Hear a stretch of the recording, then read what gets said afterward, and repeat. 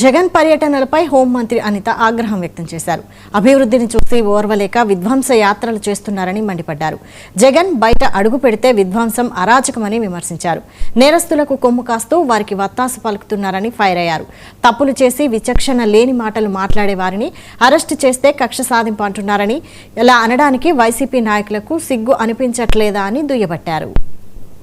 ప్రజలు తమ వ్యాపార లావాదేవీలు కూడా చేసుకోలేక ఇబ్బందులు పడుతున్న తరుణం, పోలీసులను సైతం భయభ్రాంతులను చేయటం ఒక పక్క, బ్లాక్మెయిల్ చేసే పరిస్థితులు ఒకవైపు. మీరు బాధ్యతాయుతమైన ఒక క్వశ్చన్ అడగండి, బాధ్యతాయుతమైన ఒక విమర్శ చేయండి.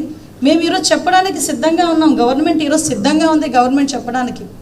మీరు బాధ్యతాయుతమైన క్వశ్చన్ అడిగితే ఆన్సర్ చేయడానికి ప్రభుత్వం ఎప్పుడు కూడా సిద్ధంగా ఉంది ఈరోజు. అంతేగాని ప్రజల్ని భయభ్రాంతులు చేసే విధంగా, బెదిరించే విధంగా, పోలీసుల్ని బ్లాక్మెయిల్ చేసే విధంగా, ఈరోజు నేరస్తులకి వత్తాసు పలకడమే కాకుండా నేరస్తుల తాలూకు వలయాలను తయారు చేసి ఆ నేరస్తుల్ని పరామర్శించే పేరుతో మీరు బల ప్రదర్శనలు చేసి గంటల పాటు రోడ్ల మీదకి వచ్చి ట్రాఫిక్ ఇబ్బందులు కలిగించి ఆఖరికి అతని 2 సంవత్సరాల్లో ఆయన చేసిన దగ్గర 22 పర్యటనలో దగ్గర 3 ప్రాణాలు కోల్పోయే పరిస్థితులు వచ్చినాయంటే ఎటువంటి మెసేజ్ ఇస్తున్నారన్న సంగతి కూడా ఈరోజు మనం.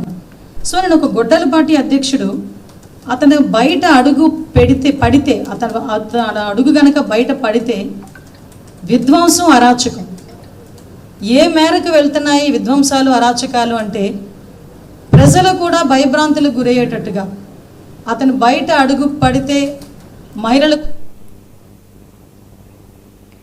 వైఎస్ఆర్సీపీ